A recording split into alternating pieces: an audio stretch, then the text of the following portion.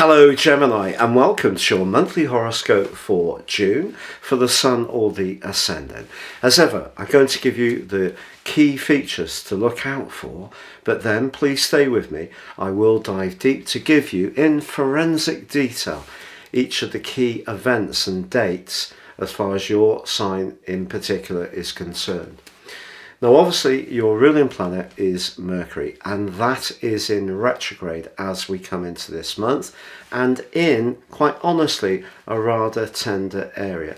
So though you can surf the magnificence of the Gemini new moon, which occurred on the last day of May, way into this month, and that is a very enabling energy in terms of your individual hopes, your flair, creativity, even attractiveness, there could be a sort of sense of a little bit of self-doubt or even anxiety that could inhibit you. But by the 4th, Mercury comes out of shadow, and also by the 13th moves into your sign. Also Venus gloriously moves into your sign on the 23rd. That's all very exciting stuff. And in your sector of the future and friendship, Mars and Jupiter are in a superb alliance across the first 4 days of this month, and are in the sign of Aries for the whole of the month. So that's going to, if you're focusing on your longer term future, going to give you a lot of thrust and a lot of enthusiasm. Now right at the heart of this month, on the 14th, there is a full moon, and it is in your opposite sign, and it is a full moon which is going to be square Neptune, the planet of dreams, but also potentially of distortion. So when it comes to business relationships, your place in the world and how you interact with others, there could be a little bit of confusion in the latter part of this month, but that gives you a flavour of what to expect in terms of the big developments. But if you come back with me, I'm going to tell you about Saturn retrograde, Neptune retrograde. I'm also going to tell you about the summer solstice and how that impacts on your sign. And also the fact that that we do have a new moon which occurs on the 29th, which is forging a delightful angle to Venus. So please stay with me. But if you would like to ascend above this Zodiac broadcast, if you give me 3 pieces of personal information, your time, date and place of birth, I can give you a roadmap that you can use for the rest of your life. Also within my special package, you can get a 12-month personal forecast.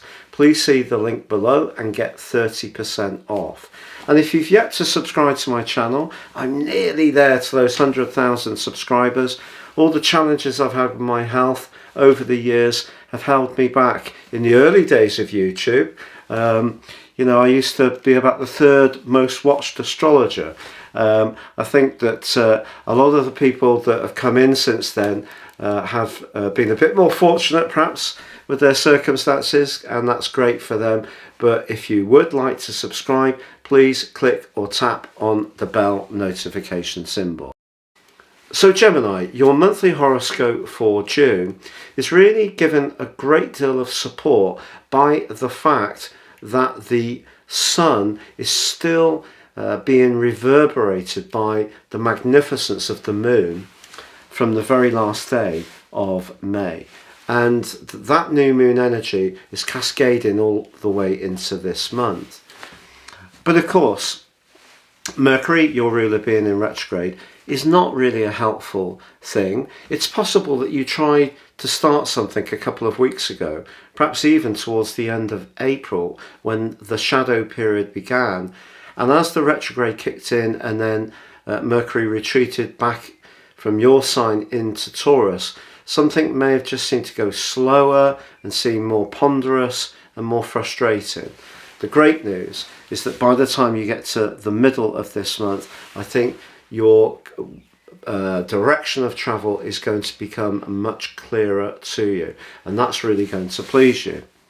Now, of course, Venus, the planet of love and affection, is a very important planet because it also influences our finances. And at the start of this month, along with Mercury, the North Node and Uranus, it's in your 12th house. You could therefore be doing a lot of soul searching around certain involvements and relationships. And with Saturn going into a retrograde on the 4th of the month in your sector of truth, that journey, which goes on to the 23rd of October, may see you come to some very profound conclusions during that period. But of course, Mars and Jupiter is a very galvanizing, go-getting combination, and the fact that they're exactly in alliance the first 4 days of this month can give you a big picture view that can excite you. But I think right at the start of this month, you could, despite that new moon energy, still be feeling a little bit more inhibited by these more personal issues. Once Mercury moves into your sign on the 13th and Venus on the 23rd, you really are going to come into your own. Much more sense of certainty, particularly about a relationship matter, will present itself. But if you are single, the fact that Mars is forging a really quite subtle but powerful influence to Venus for the first 12 days of this month suggests that there could be an attraction towards you by someone in your friendship circle, but you may be surprised by exactly who this person may be. It could even be a friend of a friend. It may be someone you don't know at the present time, but you do encounter through some kind of social event.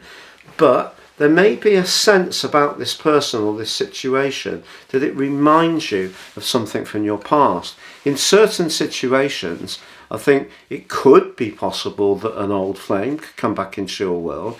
But if a relationship didn't work out last time, it will have required both of you to have really moved on from that time for it to be reignited successfully now. So I don't want to raise your hopes about all ex-partnerships. We can all have outstanding feelings for people that, maybe we had a great sense of respect or we really loved them, but it just wasn't the right time.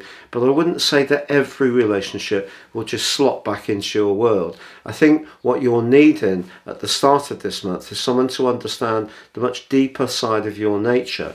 You have a reputation of being very frivolous, quick-witted, charming. You can get on with anyone when you put your mind to it.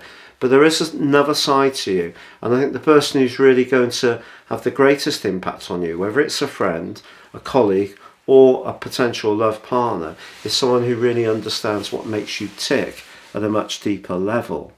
Now, because the Sun in your sign forges a terrific trine with Saturn from the 13th to the 19th, that could be when you really start to get a sense that you're getting some traction from this month. Mercury then back in your sign from the 13th is really helping.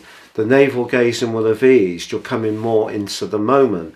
But that full moon is quite complex because Neptune is an influence that can bewitch all of us. It depends on where it is in your natal horoscope.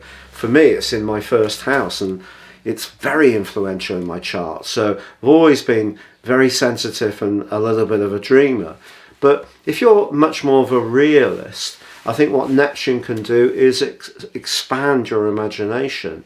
And if you're someone who does work in a field which is to do with caring for people in some way, or to do with the expansion of the psyche in terms of your work, you could do well from this full moon. But because the Sun is in your sign, he's asking you to focus on your needs. The moon then reminds you of how other people view you. And with Neptune in the mix, there is the potential for some distortion. So just be aware that the last couple of weeks, although you can gain traction, I think those personal relationships do need a degree of care. The 21st sees the summer solstice. Obviously, Western tropical astrology is a Mediterranean construct. So if you're down south, it's the winter solstice. But in astrology, the summer solstice sees the beginning of quadrant 2, cardinal quadrant 2. And for you, this is seeing you thinking about resources, security. And if you have been working hard creatively, you're wanting to see an inflow, an improvement in a sense of security around these things. The 23rd, though, with Venus moving into your sign and joining up with Mercury, well, you really have a wonderful combination there, because your ability to beguile and charm often very great, is just enhanced even more. A wonderful opportunity to give yourself some kind of glamorous makeover too. Now, Neptune does go retrograde through to the 4th of December on the 28th. And when it comes to your working situation, if you are discussing contracts, you are thinking about how you can raise your profile, you are an ambitious person in some way, you do need to let your imagination be part of the process. And I think the retrograde's asking you to check that out. But equally, it's not to get so caught up in being idealistic that you're not staying welded to the more real side of life. I think there's less chance of that with you, to be honest. But the new moon on the 29th forges a square with Jupiter in your sector of friendship. And because the new moon's in your sector of everyday finance, it's possible, that this new moon could actually, just through your innate enthusiasm, bring greater wealth into your situation as you go into the start of July. You could also be very generous to those who share similar values to you. You may help a charitable cause, for example. But Jupiter square the Sun, when the second house is involved, could also see you be a little bit helter-skelter with your resources. So just be conscious of that. But there's a lovely semi-sextile with that new moon in your sign. So your new moon is, this new moon is connecting to Venus, and therefore something about your individuality can attract fortune to you, or admiration of a more sensual nature. Now, it is the case that Mars is squaring up with Pluto the last 3 days of this month. Pluto's really been testing you in recent years around your long-term resources. Maybe how you earn money, how you interact with others, the more entrepreneurial side of life. These are all areas that have been very much transforming for you. Perhaps it's more about intimacy. The 8th house can be about that too. But Mars in the 11th house is bringing out that sociable dimension to your nature. Is there someone that you're drawn to that has a very mesmeric personality, perhaps even an intense personality? But if it is within your friendship circle, and I think there is the potential for that this month, then it may be something you find very irresistible. But whether it actually will be good for you or not is another matter. There could be a little bit of a battle of wills as this month draws to a close.